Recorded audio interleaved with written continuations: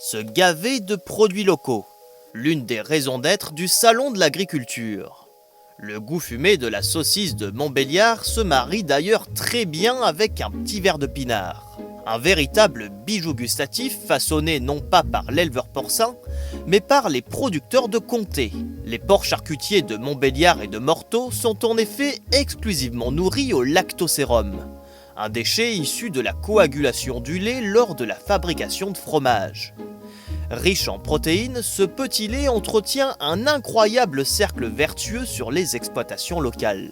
On a un atelier de transformation qui collecte le lait dans 11 exploitations, donc on transforme ce lait en comté. Quand on rentre 1000 litres de lait, il ressort 850 litres de lactosérum, de petit lait, qui est envoyé à la porcherie, donc consommé par les porcs. Ensuite, nos élevages de porcs fournissent du lisier pour fertiliser le pâturage des vaches laitières, à peu près 1800 mètres cubes de lisier, ce qui correspond à 30 tonnes d'engrais chimiques qui ne sont pas achetés et que les agriculteurs utilisent tout au long de l'année, dans des périodes bien ciblées. En fait, c'est un cycle, puisque la vache laitière pâture dans un sol, elle fournit du lait, lequel lait est transformé en comté.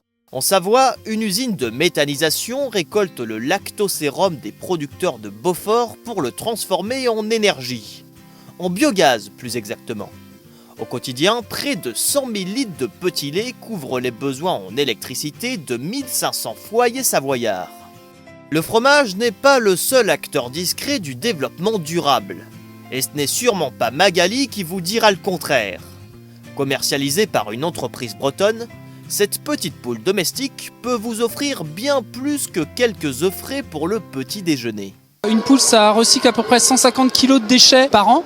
Ça va être les restes de la table, ça va être des bouts de viande, des épluchures. Avec la poule, il n'y a pas besoin d'insecticides parce que vous la laissez dans le jardin, elle va manger les insectes. Derrière, les fientes de poule, vous les compostez, c'est un engrais pour le potager. Plus adaptée aux prairies qu'au jardin, la vache Highland est une véritable débroussailleuse écologique.